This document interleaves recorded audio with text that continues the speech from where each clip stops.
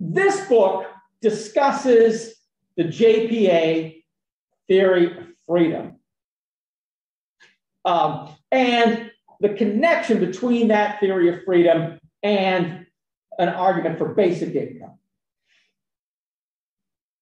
What I argue in this book is that we need a better theory of status freedom. Everyone uses freedom in two different ways.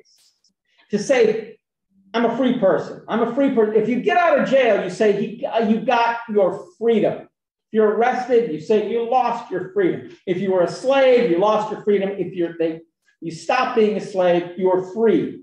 People in an oppressed country, unfree. People who end the oppression have freed themselves. We have this status conception of freedom. But of course, we also have this sort of what they would call a scalar or a measure of freedom, which is a weird English word. The other word for it is continuous, which sounds like something else. So I'll go with scalar. What scalar means is like you can measure it on a scale. You get a little more, a little less. So the status one is you're free or you're not, this or that. Whereas the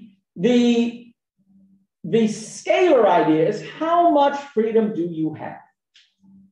You know, it's something you can measure. You get more, how much freedom do you have? Most theories of freedom are theories of this scalar freedom. How much freedom do you have?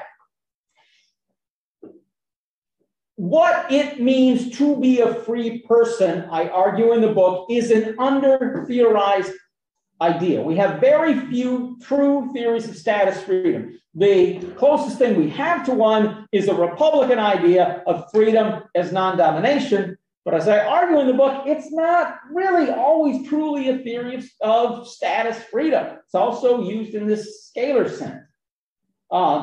And so I'm trying to come up with a theory of status freedom. And the one that I have connects very much to what to me is the core argument for basic income. So the theory of freedom that I propose in this book, I call effective control self-ownership, which is abbreviated ECSO, pronounced ECSO. ECSO, effective control self-ownership.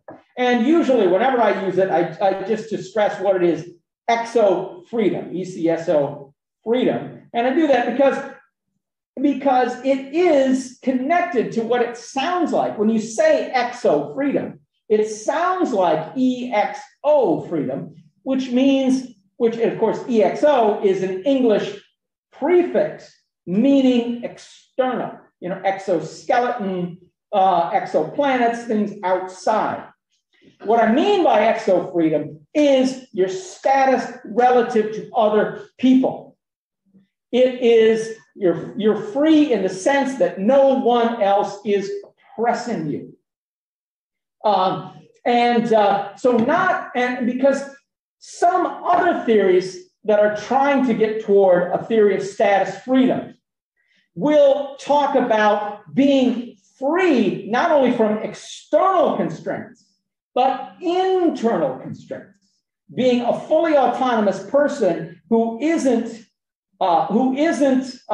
hampered by misunderstanding the life that they're leading, or values that are counterproductive to what they really want. And those issues, those internal issues, what makes a mature person, what makes a person who makes good decisions that are truly in their own benefit, those issues I don't want to deal with.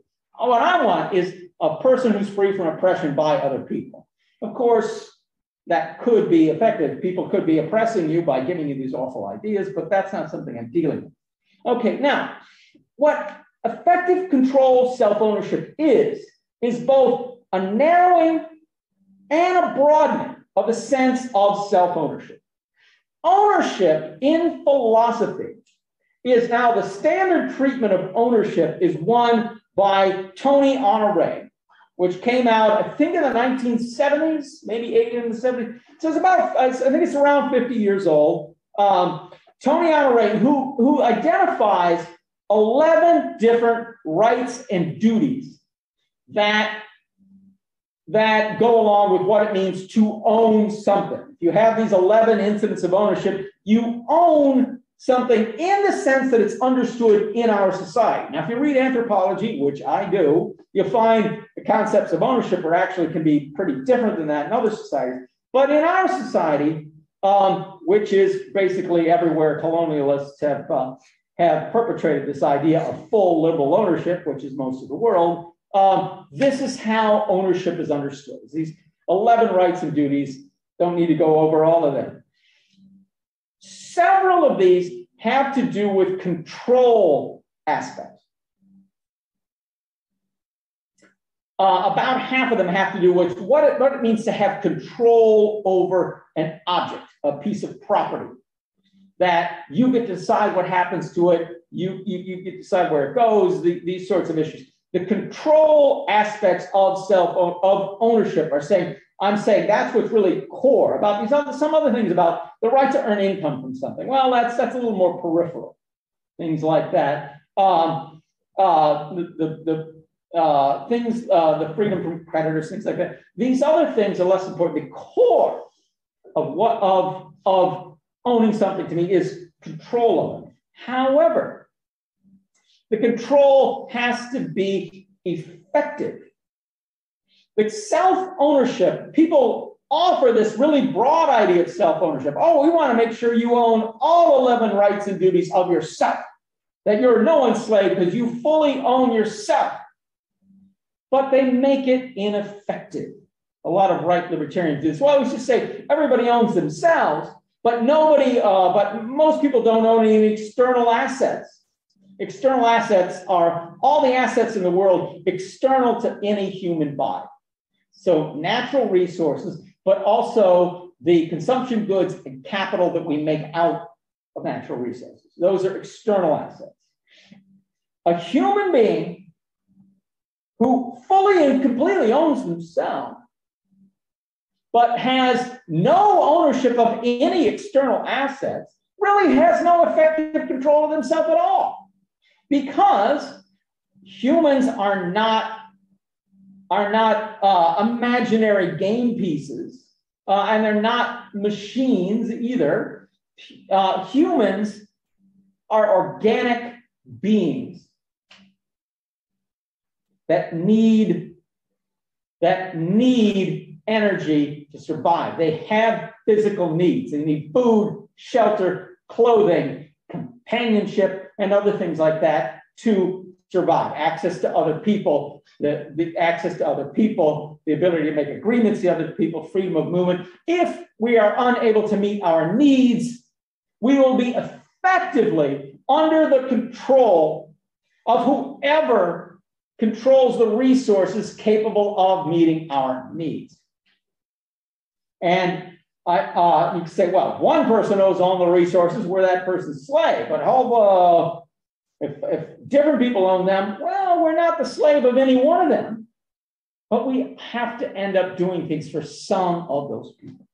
And Michael Otsuka, a great philosopher in London, Michael Otsuka, talks about what he calls robust libertarian self-ownership. And not only the right to own yourself, but the right of access to the resources you need to make sure you own yourself. Then your self-ownership is robust, he calls it.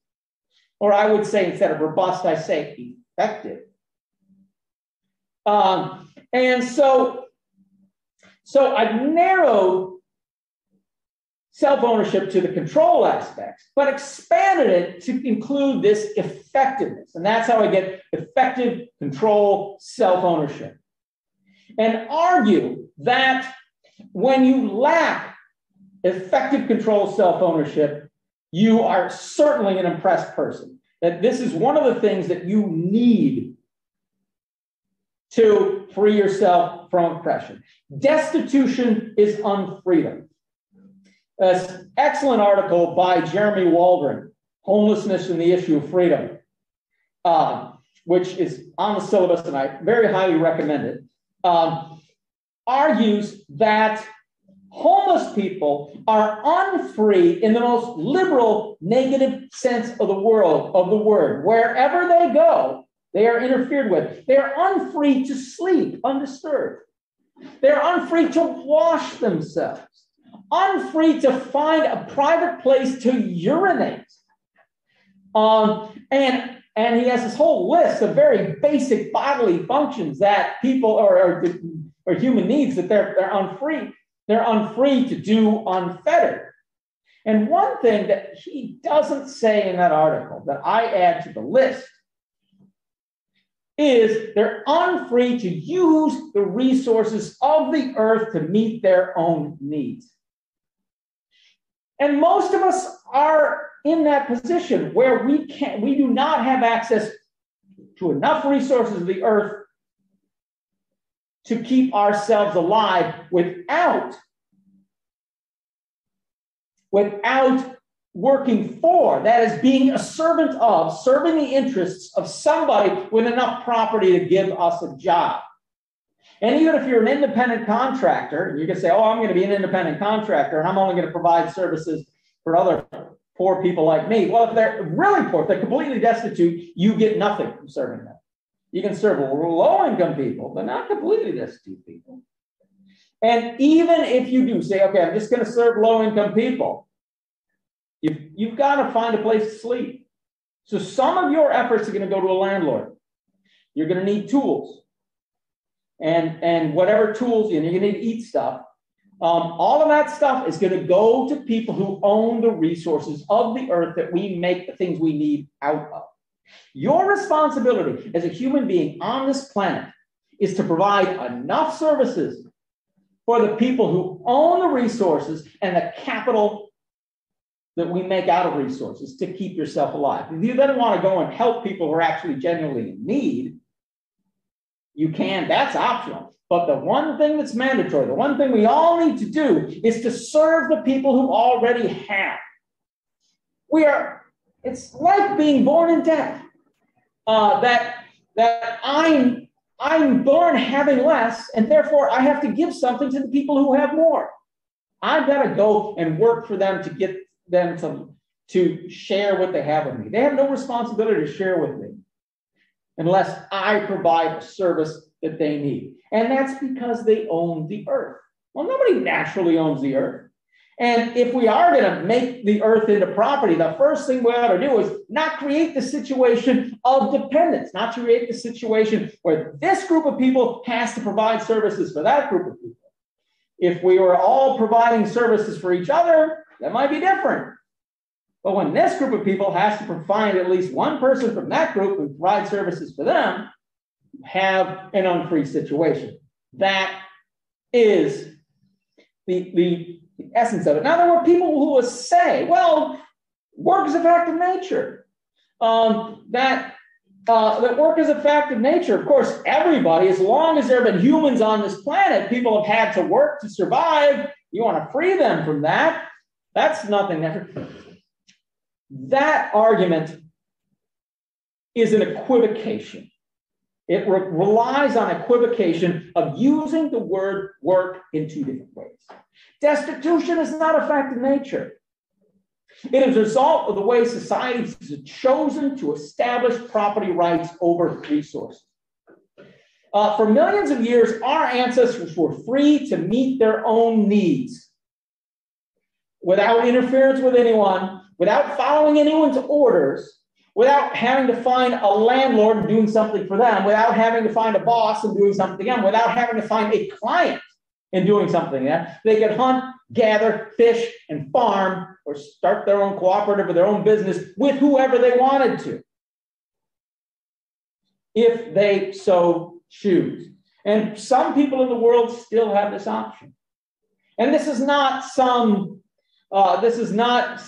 distant idea that I'm talking about. My grandfather had this freedom. My grandfather on a farm in Indiana was fully capable of growing a balanced diet. Once he had his house paid off, he was his house and his farm paid off. He was fully capable. He was a good farmer who did different things. He had lamb and he had chickens and he could grow a varied diet in his on his fields, and he did when he needed to, grew what he wanted. I ate his lamb. I got so sick of all that. Organic farm to table lamb again. I got so sick of that as a kid. But and his own chickens, his own eggs.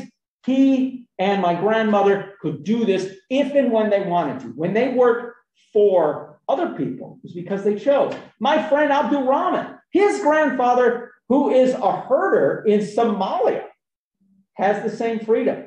But this freedom has been taken away from most of us. Those people, for them, work means using effort to turn goods into consumption. And in that sense, that kind of work, yes, that is a fact of life. But work in the sense of going into a job and obeying orders from a boss, or going and finding clients and saying, what can I do to get you to give me some money so I can give it to a landlord so that I can find a place to sleep, that kind of work is not a fact of nature.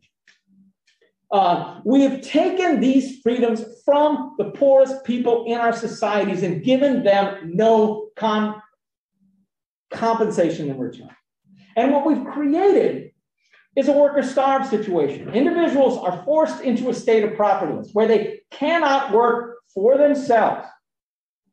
And they cannot work for other people like them. 1 million homeless people, if they all said, okay, we all care about each other, we love working for other humans, we want to work for all the other 1 million homeless people like us, cannot do it because they would all starve.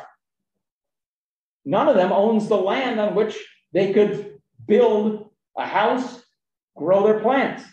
We do not have a circle of obligation where everybody in our society has to work for each other. What we have is a hierarchical obligation where all of us have to work for the people at the top or closer. And what little we do, we have to at least do some benefit. In your life, you must provide enough services for a landlord to get yourself a place to sleep. In your life, you have to provide enough services for the people who own resources to get the things you need to make your daily bread. Once you do that, your responsibility to the rest of society is done. Serving those privileged people is all you have to do. Any services you provide for other people is optional. And we're in the position where if you don't do that, you will be homeless, you will be hungry, and eventually you will starve. Unless you can find, say, a place to set up your tent, a bridge to sleep under, and a dumpster to eat out of. The legal means to survive is get the owners to give you access to the resources you need. You can work for them, marry one of them, beg from them. Those are your choices. For most of us, this is going to mean worker starve. So today, it's illegal for people to work just for themselves. And working eventually means working for property owners. It can be indirect, but some of the benefit of your effort is going to go to that landlord or someone else who owns other types of property. And people will look at the society and call it freedom. This is not freedom, where one group takes control of the earth, interferes with everybody else's efforts that they might want to use to mix their labor with the land and betterment for themselves. We all have to work for them. That is not freedom. To look at that and call that a free society because we all exercise our property rights is just to stare unfreedom in the face and call it freedom. It's up is down, tall is short. It's very Orwellian to call that freedom. But what people are so used to doing is this system justifying ideology that property rights are somehow natural. Has so evaded our society that we hardly even question this, that we seem to think that this situation where a few people on the earth and the rest of us, working for them, is just taken as given. Well, it is not given. It was imposed on us, as I talked about in earlier seminars. It was imposed on us by the enclosure movement in Europe and by the colonial movement everywhere else. It was imposed on us by a government violent campaign of aggression.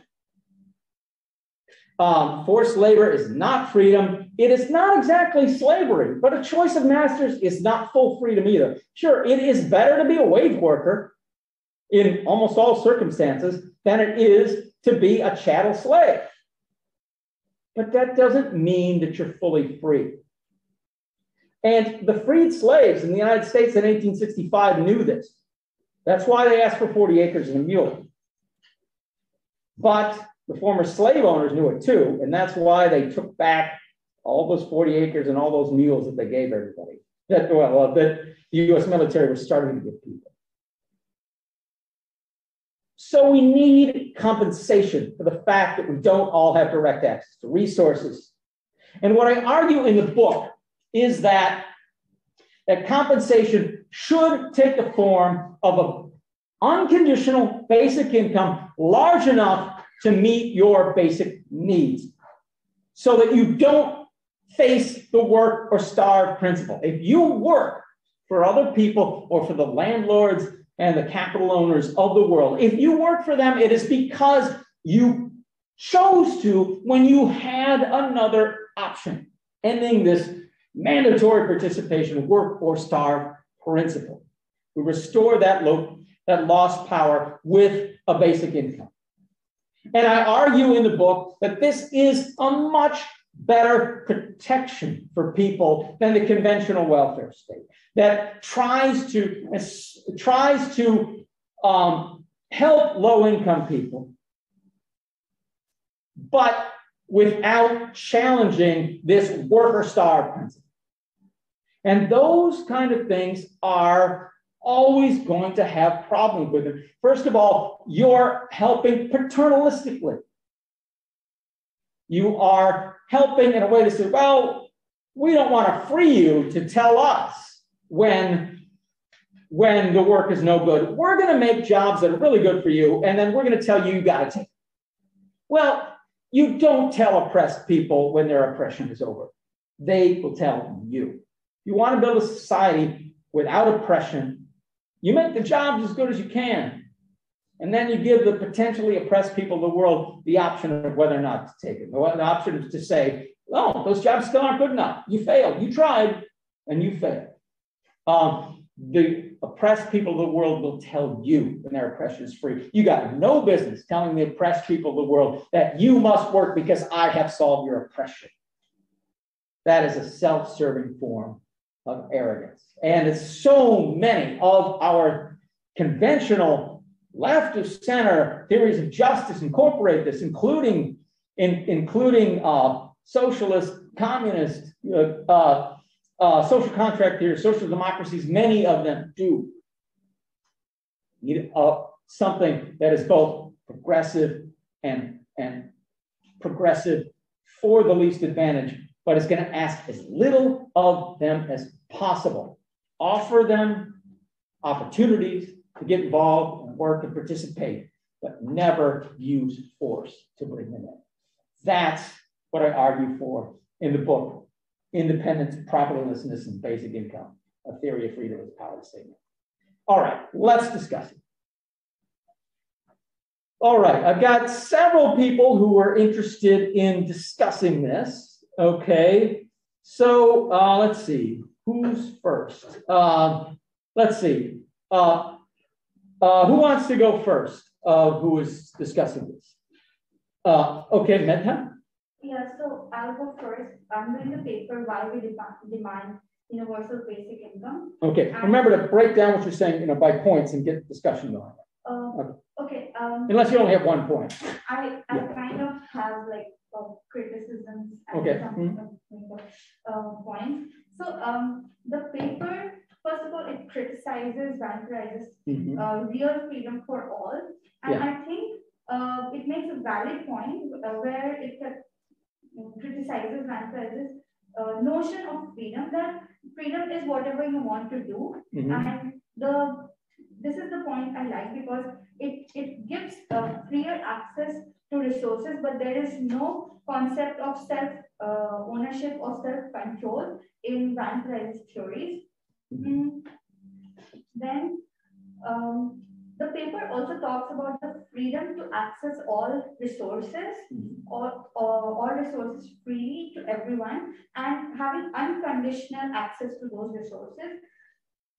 Now, the problem I think here is that if everyone has equal access to resources, there might be a fight for ownership of those resources, which I think sort of is inevitable. Also, how do we control that? How do we control human selfish tendencies?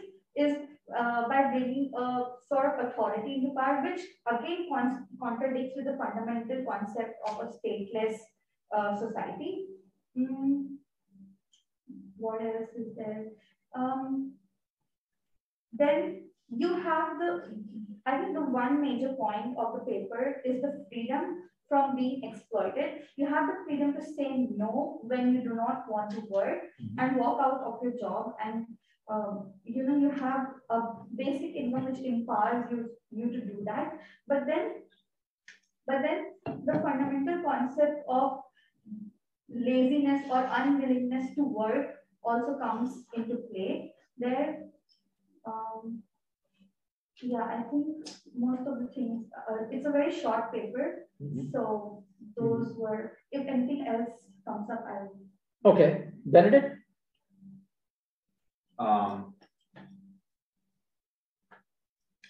Do you want to work? Do you have intrinsic motivation to work? Yeah. I have intrinsic motivation to do something with my life. Yeah. But I personally, it's a very fundamental. What you mentioned laziness. Yeah. That would differentiate laziness and unwillingness to work a shitty job that you need to take. Yeah, that's right. I mean, I would personally say this is a very personal issue. I would personally say I have close to zero intrinsic motivation to work just to keep myself afloat. I'll just have intrinsic motivation to do things that interest me.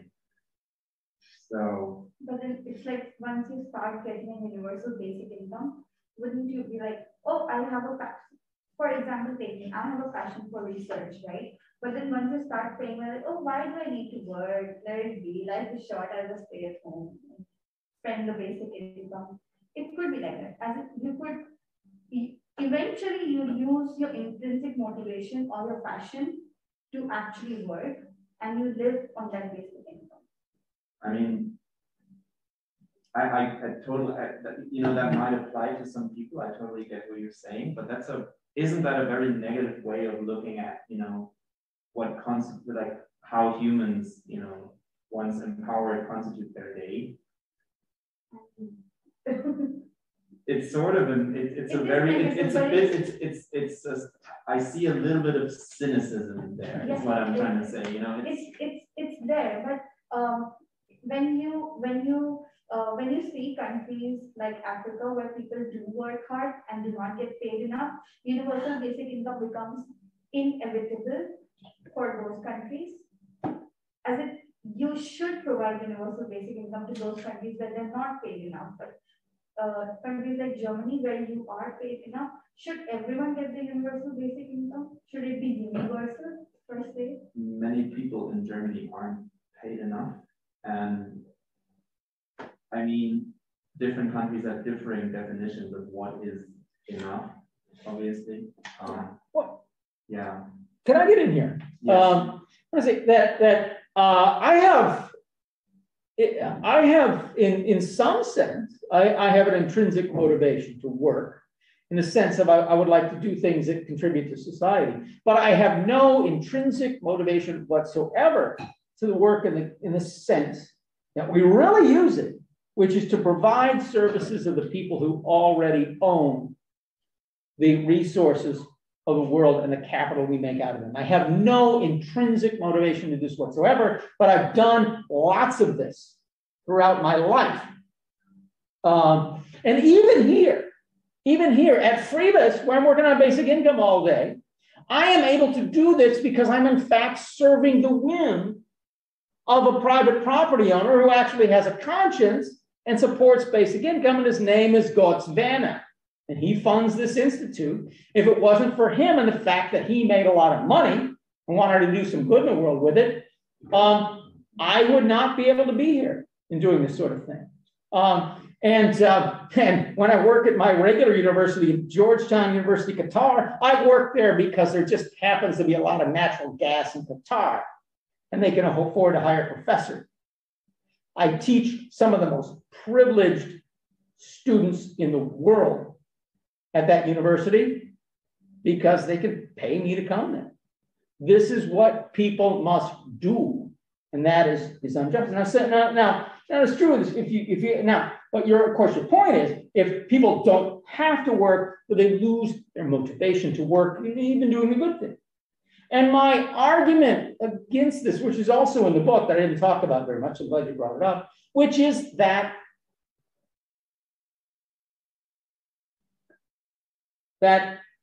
one of the things having this freedom, this power to say no is that it is a check on the power of everyone else. The people who control the political process have to think about, since we can't make them work like we're doing now, how do we get them to choose work? How do we get them to provide the services? We've got to have a labor situation that is going to make them want to. Maybe more labor rights or something like that. What do they need? Do they need shorter work weeks? Do they need more childcare? What do they need to get them to work? And also, I think the ultimate responsibility is if the resource owners of the world want us to go and provide service for them, they got to figure out what kind of pay and working conditions will get me to work for them. It is their responsibility. It is not the responsibility of the poor and the disadvantaged of the world to work for everybody else.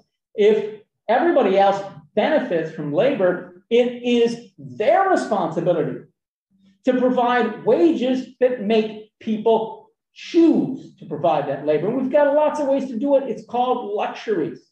If people have their needs met and you wanted to get them to work, you offer them luxuries or some other motivation. You offer them whatever motivations it takes. And that makes the basic income a check on both the political process and on the economic system. Okay, Dritan had his hand up a minute ago. You still want to talk, Dritan? No, I just wanted to ask a question, but as you were talking, you explained what I wanted. Okay, good. So I'll move on. Okay, Benedict wanted to respond to that, and then you met up, and then we'll go on. I want to conclude, I would want to encourage Meta to be a bit more optimistic because there's considerable evidence. I mean, at least in Germany, you have those professions where we can infer that people are there because they want to do good, even though working conditions are atrocious. That's definitely care homes, that's hospitals, in the middle of the pandemic, where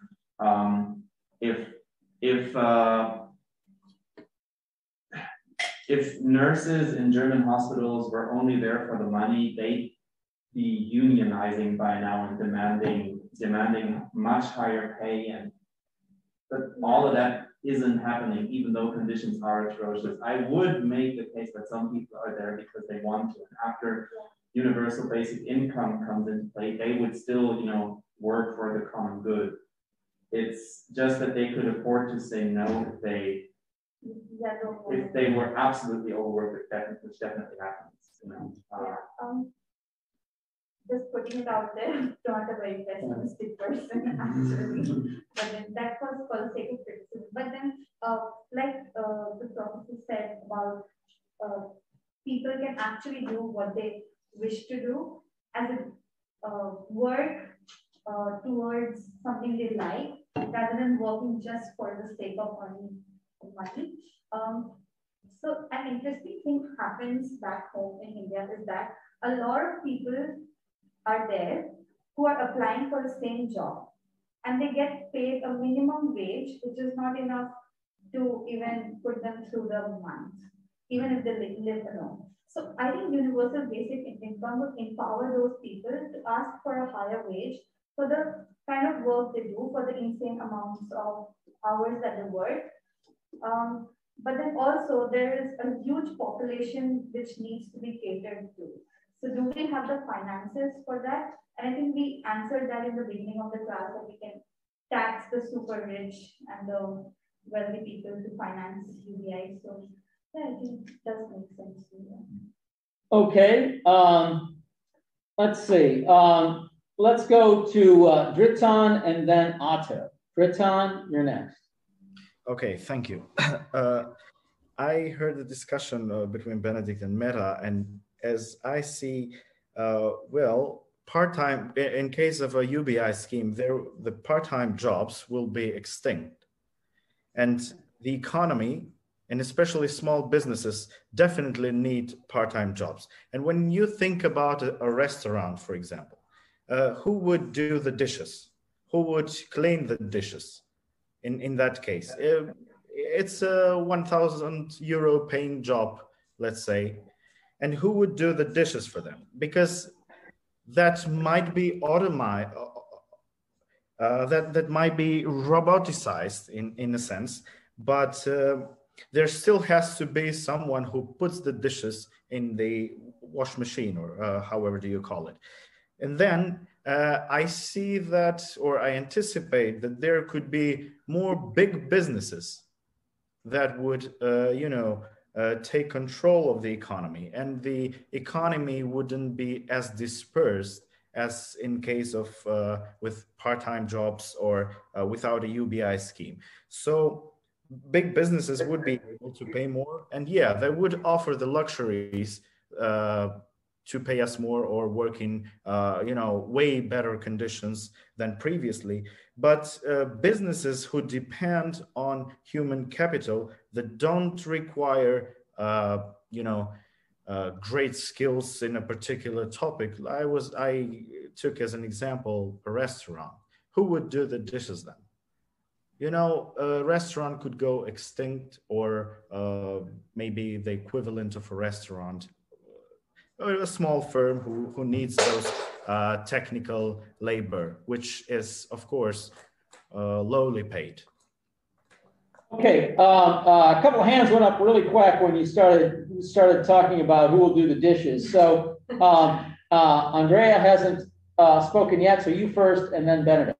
Yeah, so I put my hand up when he said the dishes, because actually, a funny thing, like where I come from, they never teach us to like study whatever you want. They teach us to study whatever will put in your plate. Yeah. So if we had a UBI, maybe we would be studying different things. And with the dishes, my sister, she studied psychology. So she's a psychologist.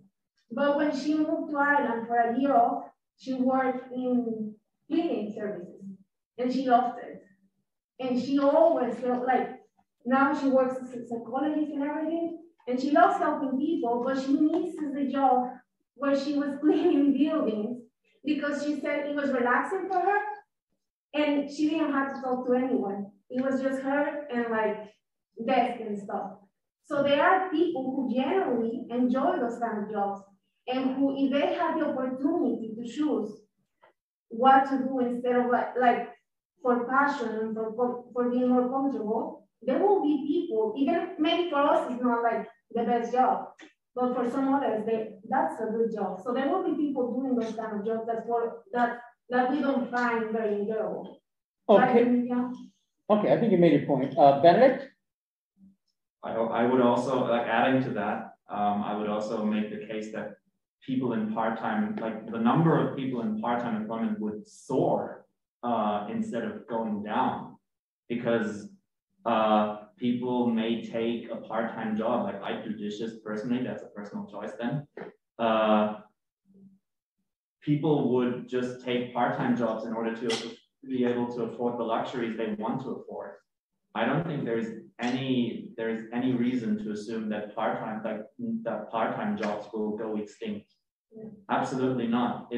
If anything, more people would take part-time jobs, because you can sort of you don't need to work 40 hours a week in order to afford basic living and a little bit of luxuries. You have the basic stuff hopefully covered, and then you'd work 20 hours because that's all you need for the luxuries. Yeah. In my case, that would be traveling, for example. I don't know. Also, I think the main question is not there won't be people to wash the dishes. The main question would be then, are those people being paid enough? Yeah. Yeah. Okay, Dritzan wants to respond. So back to Dritzan. Atto is waiting patiently, but he's going to talk about another issue. So Dritzan? Okay, so yeah, I definitely anticipate that somebody would say that. Even when I was talking, I was thinking of it. But the thing is, they would work to stay on the same difference curve than they previously were. I mean, a UBI in a part-time job would put them in a same condition as they worked in a full-time job. Let's suppose that's the case.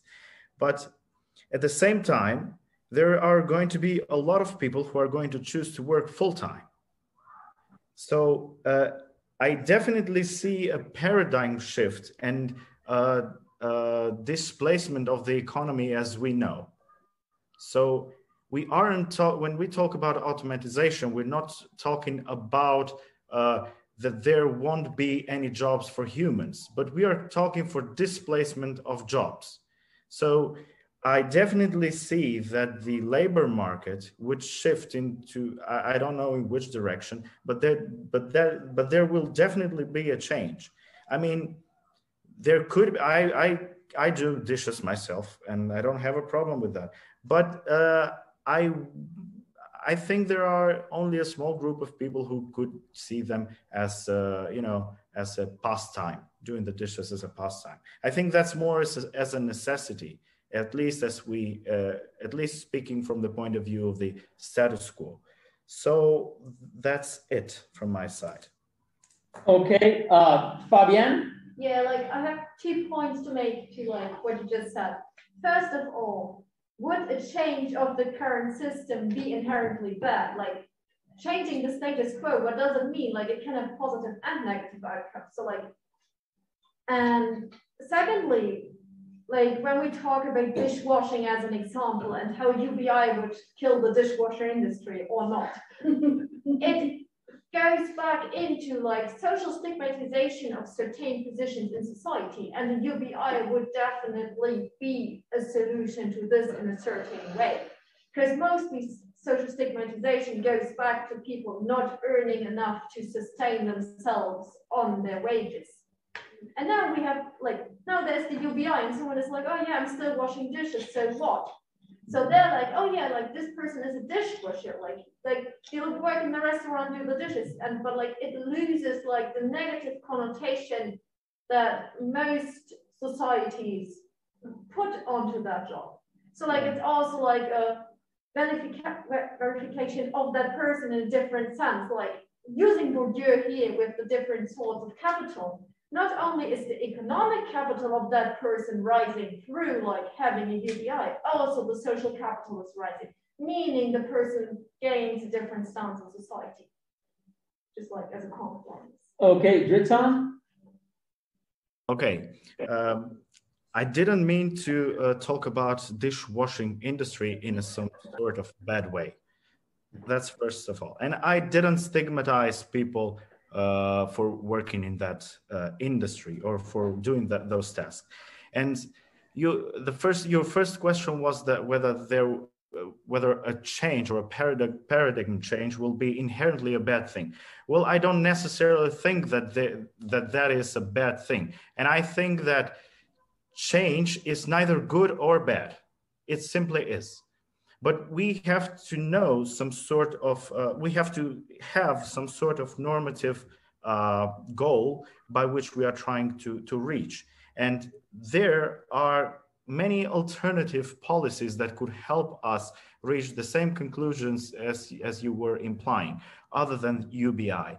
Well, I definitely like UBI myself, but there are a couple of questions that I think of when we talk about UBI, and we definitely have to know the responsibility that policymakers have when they pass such a legislation. I mean, would it be ethical if we shoot up inflation up to some point that is uncontrollable? Our UBI would inflate away. And that would definitely be the case with an extremely expensive UBI, or as Hoynes and Rothstein imply, their canonical UBI that is on top of every other program, as far as I'm concerned. So I didn't mean to stigmatize those people, and I definitely think that UBI would reduce stigma, or at least, would definitely reduce stigma. So sorry for any confusions. Oh, okay, yeah. Well, what I want to make sure you're not saying here, Triton, is it sounds like you're saying, well, it's a good thing we have these really poor people who are in this worker-starved position, because then we can get our dishes washed for us really cheap. That's not a good thing.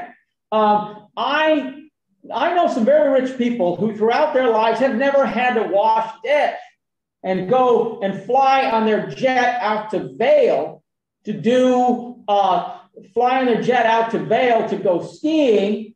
And on the way, this is made for them, that is made for them, the other thing is made for them by people who are very much disrespected. And all these things are made for them, and they never have to reciprocate by washing dishes and cleaning toilets and doing these other things themselves.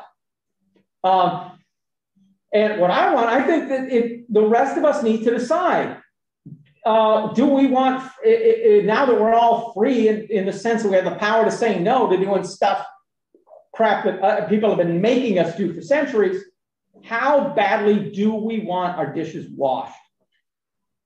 Do we do it enough to give good wages, working conditions, and respect to the people to do it, or are we just going to wash our own damn dishes? Either way is fine with me. So I think that is the exact right incentive. Is if nobody wants to wash any dishes anymore, is the exact kind of incentive we need to make the rest of the people think about, well, how much do I want to pay to get my dishes washed? Okay, let's go to Otto. Oh, okay, no, okay. You can reply your time before we go to Otto. Or that nobody misunderstands. Only fair. You can have the last word again. So I'm not saying that it's good that we have people who do, let's say, who work in inhumane conditions. I'm not saying that. I never said that, and I hope I didn't imply that. But I was simply raising the question that who will do a particular job who isn't paid well enough, and inherently has, let's say, not well or not very good conditions. So I was just asking some way. I was implying my question that who will do a certain task. There is in UBI history, there is somebody who made that very comment, and his name was Russell Long. He was a senator from Louisiana, who's actually his uncle or his older brother who actually proposed basic income back in the 1930s. But in the 1970s, when he was representing a very conservative Louisiana in the Senate, and this issue came up, he said, if we introduce this guaranteed income, who's going to iron my shirts? I said, notice my shirt is not ironed. You see the wrinkles here? I'm like, Russell Long, you iron your own damn shirts or leave them go, or pay enough that people want to, So it's really Russell Long that I was going after there, not you. Okay. Otto, you're next. Thank you. Well, I had two questions, but I believe I'll limit myself to one for the sake of time. So my question is really going back to the issue of the normative foundations of your theory being heavily tied to resource ownership, and who controls resources is normatively significant. And what is wrong about the current system is the unfair distribution of resource ownership, which of course ties very heavily into the left libertarian side of argumentation. But where your version of it, I think, differs from some of the other ones, and which I have kind of an empirical problem with, perhaps, although I agree with 80% of what you say. And I rarely agree with anyone on that level. But this is the question I have for you, because you seem to argue that that the current structure of wealth accumulation and resource allocation is heavily controlled or tied to the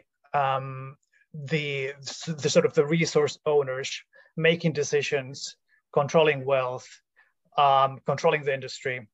And, to a large extent that might be true, but I think this is an empirical question, isn't it? To what extent we can analyze the existing wealth and so on as being tied to resources as the base, right? So you argue that passive income from capital is perhaps the dominant form of resource ownership in the capitalist society. This suggests that the problem is rentier capitalism of the sort that Thomas Piketty, for example, famously analyzes in his works. But to what extent is this so? I mean, most economists would say that wealth has multiple sources, and even though they're all mixed at the moment, they're mixed in the sense that basically every capital investment must ultimately also appeal to the interests of the resource owners, as you call them. But is it really so that it's best to analyze the wealth of people like Elon Musk as being tied to resource ownership? To what extent can we differentiate between wealth that derives from innovative business ideas, from talent, from labor, and to what extent should we do so normatively based on your own analysis? If effective self-control, self-ownership, or indepentarian freedom is heavily tied to resource ownership, and if we can satisfy conditions of effective control, self-ownership to everybody based on a targeted taxation and redistribution that exclusively targets resource ownership and is capable of doing so by identifying the main sources of resource control, is there any remaining indepentarian case for taxing income or wealth inequalities that derive from other sources, might be called more innocent sources, if you will, such as talents, labor, or ideas? Okay, it was a good thing you're last. Well, actually, Maria is supposed to get a chance to say something, so I guess you're not last. But because that's a perfect question for me to answer. That's what next Friday's topic is all about, where I talk about indepentarian property theory. So actually, I'll spend really the whole hour on Friday, starting at 3 o'clock, talking about my answer to your question, Otto. So I'll put that one off till next time. Okay. But so there's a teaser for next time. And Maria, you were also discussing this one. Do you have something to add here? Yes, I have read this book and I really like this book. Oh, and cool. I'm in really favor of this basic income, because it can lift the people of their actual situation where they are not able to earn more. And by this additional support, I think they can get lift up. And for example, if the people, they are, due to some reason, they were lack of some education and they were not able to make it properly to get a really good job, if they get a support from the basic income, and then they can say no to any lower job, and then they can get some certification and make their self more better to participate in a society in a better way. Does anybody want to respond to that, or should we let Maria get the last word in?